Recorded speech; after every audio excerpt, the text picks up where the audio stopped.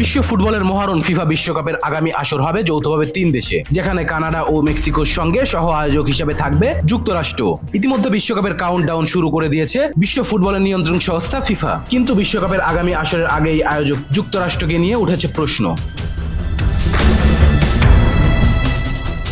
এখন পর্যন্ত 2026 বিশ্বকাপে খেলা নিশ্চিত করেছে 13 দেশ, যার মধ্যে রয়েছে এশিয়ার দেশ ইরানও। গত মার্চে বাছাই পর্বের মাধ্যমে টানা চতুর্থবার বিশ্বকাপ খেলা নিশ্চিত করেন ইরান। মূলত তাদের নিয়েই তৈরি হয়েছে উদ্বেগ। আগে থেকে যুক্তরাষ্ট্রের সঙ্গে রাজনৈতিক বৈরী সম্পর্ক ইরানের। দেশটির ওপর বিভিন্ন নিষেধাজ্ঞা দিয়ে রেখেছে যুক্তরাষ্ট্র। সেগুলোর মধ্যে একটি, যুক্তরাষ্ট্রে ইরানি নাগরিকদের ভ্রমণে কড়াকড়ি। ইসরায়েলের সঙ্গে 12 দিনের যুদ্ধ চলেছে ইরানের। সেই যুদ্ধে সরাসরি জড়িয়ে পড়েছেন যুক্তরাষ্ট্র।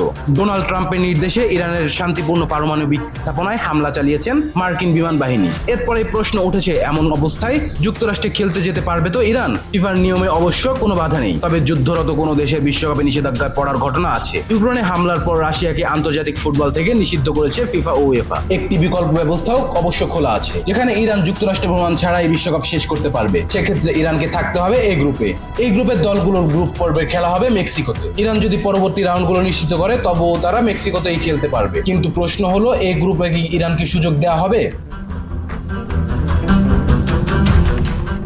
বিষয়টি ফিফা সভাপতি ইরফানের কাছে জানতে চেয়েছিলেন দ্য গার্ডিয়ান। ফিফা সভাপতি অবশ্য এই বিষয়ে কোনো মন্তব্য করেননি। ফিফার আয়োজক কমিটির সদস্য কানাডা, মেক্সিকো ও ইরানের প্রতিনিধি। এই কমিটির সভাপতি ইউএফএ সভাপতি আলেকজান্ডার সেফরিন, যিনি 2022 সাল থেকে ইউক্রেন ও বেলারুশকে উয়েফা প্রতিযোগিতা থেকে বিরত রেখেছেন। আসন্ন বিশ্বকাপে একইভাবে ইরানকে বিশ্বকাপের বাইরে রাখলে অবাক হওয়ার কিছুই থাকবে না।